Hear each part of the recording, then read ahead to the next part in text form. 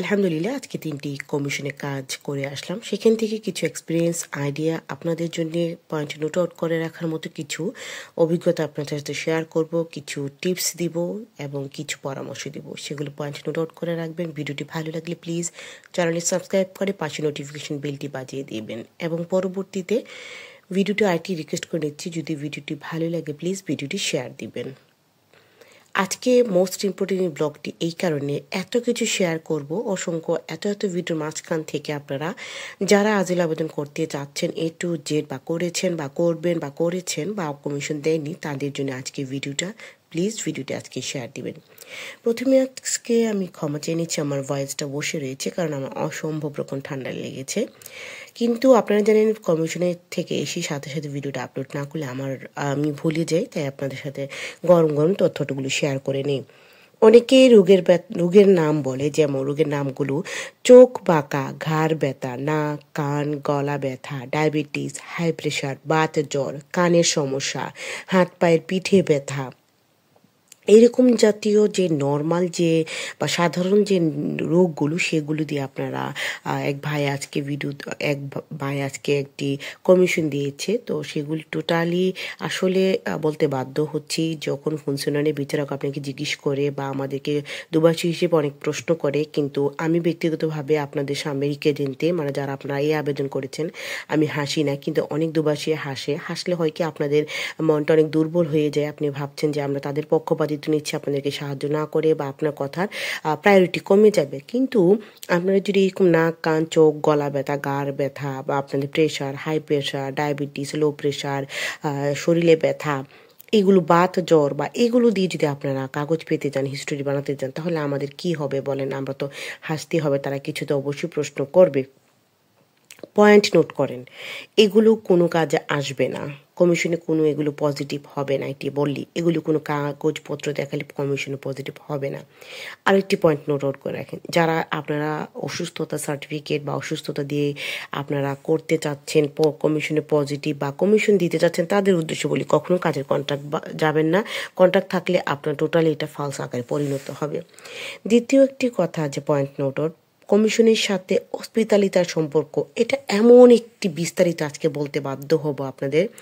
কমিশনের সাথে শুধু নয়, আপনারা সৌজন্য পাওয়া থেকে শুরু করে সৌজন্য যতবার রিনিউ করবেন, সেটা হোক সাদা সৌজন্য, সেটা হোক আপনাদের রিচিবোদা বা হলুদ সৌজন্য, এছাড়াও কমিশন সব কিছুর সাথে অস্বীতি যুক্ত। কেন অস্বীতি যুক্ত? কারণ অস্বীতি হচ্ছে আপনি তো রাস্তায় জীবনযাপন করেন না, স্টেশন জীবনযাপন করেন না, আপনি হয়তো কোনো আশ্রয় ক্যাম্পের আওতায় রয়েছেন। এছাড়াও যদি আশ্রয় ক্যাম্পে না থাকেন, কোনো প্রজেক্টের আওতায় ছোট ছোট, এছাড়াও নিশ্চয়ই কোনো না কোনো বন্ধুর বাসা, পরিচিত বা আত্মীয় স্বজনের বাসা নিয়ে থাকছেন, তার মানে আপনি তো কোনো জায়গায় জীবনযাপন করছেন।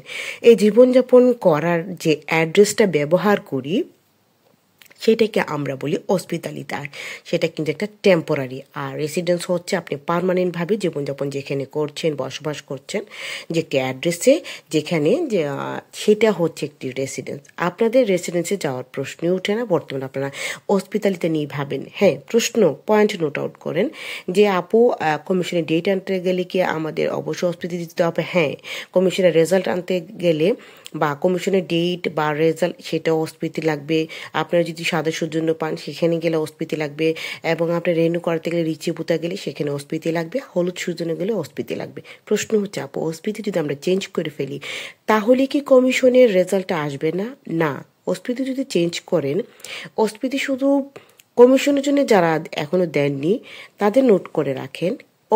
এখনো অনেকেই আছে যারা ক্যাম্প ছেড়ে চলে যায় বা এখনো পেটফিতুরাতে কমিশনের জন্য আপনারা ঠিকানা দেননি। তো ঠিকানা যদি আপনার না দিয়ে থাকেন বা ঠিকানা দিয়েছেন কিন্তু কলিং বেলের মধ্যে চিঠির যে বাক্স সেখানে আপনার নাম লেখেনি, তাহলে কিন্তু আপনি কমিশনের ডেট জানতে পারবেন না। দ্বিতীয়ত, কারণ এগুলো টোটালি একটি লেটারের মাধ্যমে, পোস্ট ইতালিয়ানো একটি লেটারের মাধ্যমে তারা পাঠায়।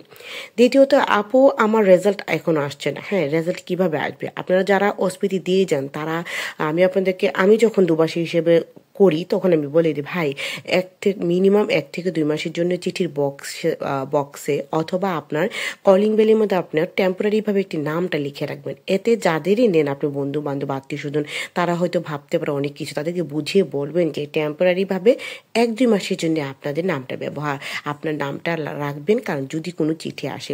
এই কারণে অনেকে আপনারা আনসারটা পান না। আর হ্যাঁ, আরেকটি কথা, কমিশনের ডেট এবং কমিশনের আনসার দুটি কিন্তু আপনি প্রেসপত্রাতে নিজে প্রেজেন্ট হয়ে জানতে পারবেন। কমিশনটার সাথে বা যে কোনো সৌজন্য রেণুর সাথে হসপিটালিটাটা অনেক গুরুত্বপূর্ণ। প্রশ্ন হচ্ছে আপু, আমরা যদি অফিসিয়াল হসপিটালি না নিই তাহলে কি আমরা পারবো, বা আমাদেরটা কি বাদ হয়ে যাবে বা আসবে না, বা আমরা কি পারবো না? আপনারা অফিসিয়াল হসপিটালি অবশ্যই যে কোনো সৌজন্য রেণু করার সময় একটা অফিসিয়াল হসপিটাল আপনাকে নিতেই হবে। কমিশনের ডেট বা কমিশনের রেজাল্ট আপনি আনতে গেলে একটা অ্যাড্রেস ব্যবহার করলেই চলে, তবে অ্যাড্রেসটা শুধু টেম্পোরারি, এটা নাম মাত্র। চেষ্টা করবেন একটি অফিসিয়াল, টাকার বিনিময়ে হলেও একটি অফিসিয়াল হসপিটাল ব্যবহার করার জন্য। হসপিটালের ব্যাপারটা আপনারা এত খামখেয়ালিপনা করেন বলার মতো নয়।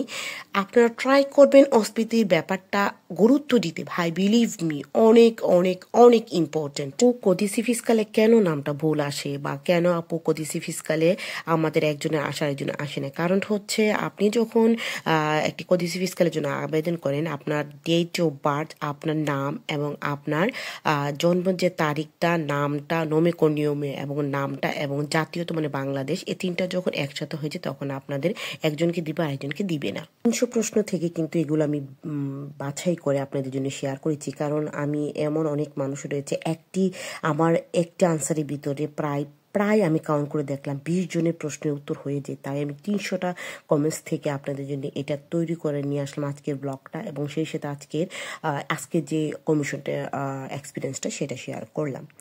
আপু, কমিশনের নেগেটিভ আসার সাথে রিচিবোতা, হলুদ সৌজন্য বা সৌজন্যর কোনো সম্পর্ক আছে?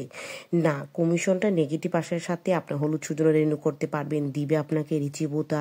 সৌজন্য আপনি রেনিউ করতে গেলে কমিশনের নেগেটিভের সাথে এটা কোনো সম্পর্ক নেই। এবং আরেকজন প্রশ্ন করেছে, আপু ক্যাম্পের বাইরে থাকলে ভালো না ভিতরে থাকলে ভালো? আমি যদি বলি আপনাদের যে আবেদনটা, সে আবেদনের উপর বেস করে কমিশনের জন্য বলেন বা যেতেই বলেন কাগজের জন্য, আপনারা ক্যাম্পের ভিতরে না থেকে ক্যাম্পের বাইরে যাওয়াটা বেস্ট। তবে ক্যাম্পের বাইরে যাওয়াটা যদি হয় আপনার কমিশনের আগে তাহলে ভালো, বেস্ট, কারণ কমিশনের আগে তারা দেখে, তবে কমিশনের পরের কমিশনের জন্য হলো আপনি পরবর্তীতে ক্যাম্প ছেড়ে চলে যাবে। 2 বছর 3 বছর ক্যাম্পে থেকে তারা কিন্তু এটাও দেখে ইতালি সরকারকে, সে যে ক্যাম্পে থাকছে এটাও কিন্তু একটা সরকার ট্যাক্স পাবে বাসা ভাড়ার বিনিময়ে। এছাড়াও সরকার দেখছে সে কোনো প্রজেক্টের আওতায় রয়েছে, সে এখনো ডিপেন্ডেন্ট না, নিজের উপর নিজে সে এখনো ডিপেন্ডেন্ট না।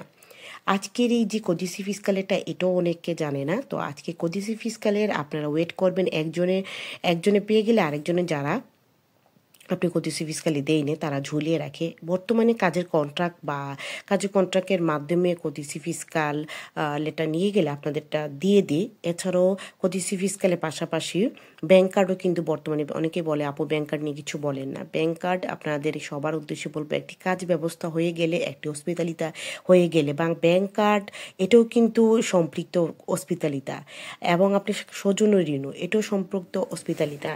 তো আপনারা এই সব কিছু একটি কাজের মাধ্যমে এবং একটি হসপিটালিতে এগুলি কালেক্ট করে নিলে সকল ধরনের সমস্যা থেকে সমাধান আপনারা পেয়ে যাবেন। এমনকি যাদের কদিসি ফিসকালে নেই তারা শুধু অপেক্ষা করেন, কমিশনের পরে আপনাদের কদিসি ফিসকালেটা আপনারা পাবেন। এখন পর্যন্ত হতাশ হওয়ার কিছু নেই, তবে শুধু অপেক্ষা, কমিশনের পর আপনারা এটা চেঞ্জ হয়ে যাবে। সবাই ভালো থাকবেন, সুস্থ থাকবেন। আজ পর্যন্ত আল্লাহ হাফেজ।